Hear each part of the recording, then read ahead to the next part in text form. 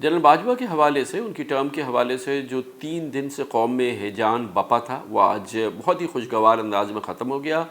آج سے supreme court of Pakistan نے جنرل باجوہ کو 6 مہینے کی ان کی موجودہ جو ٹرم ہے اس میں ایکسٹینشن دے دی ہے، اور اس کے ساتھ ہی حکومت سے کہا ہے کہ 6 ماہ کے اندر قانون بنا لے تاکہ سروسز چیف کی اپوائنٹمنٹ ان کے ٹرم کے حوالے سے جو کنفیوژن ہے وہ دور ہو جائے، ایک صاف ستھرا قانون بن جائے، اور لگ یہ رہا ہے کہ بڑا اسموتھ عمل ہوگا۔ قانونی ماہرین کہتے ہیں کہ اس سلسلے میں آرمی ایکٹ میں ترمیم کرنی ہوگی، اور آرمی ایکٹ میں ترمیم کے بعد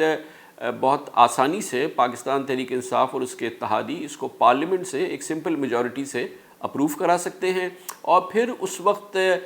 یہ پرائم منسٹر کے پاس یہ اختیار ہوگا کہ وہ جنرل قمر جاوید باجوہ کی پراپر اب جو ٹرم میں ایکسٹینشن ہے اور جس مدت کے لیے ایکسٹینشن کرنی ہے اس کا وہ نوٹیفیکیشن جاری کر دیں۔ یہ اب سے 6 ماہ بعد تقریباً مئی 2020 میں ہوگا، اور یہ بات خارج از امکان نہیں ہے کہ انہیں اس وقت 3 سال کی ایکسٹینشن دی جائے گی، جس کا مطلب یہ ہے کہ وہ 2023 کے وسط تک چیف آف آرمی اسٹاف رہیں گے، اور یہ بات بھی خارج از امکان نہیں ہے کہ انہی کے under as chief of army staff وہ اوورسی کریں گے 2023 کے الیکشن۔ گویا کہ کنٹینیوٹی کا عمل، تسلسل کا عمل جاری رہے گا، اور سپریم کورٹ آف پاکستان نے آج اس میں زبردست مدبرانہ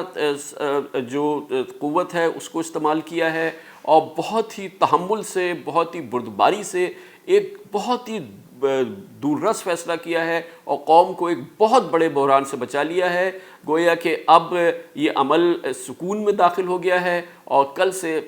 بزنس ایز یوزول ہونا چاہیے، اور ہمیں معیشت کی طرف اپنی پورا فوکس جو ہے وہ برقرار رکھنا چاہیے۔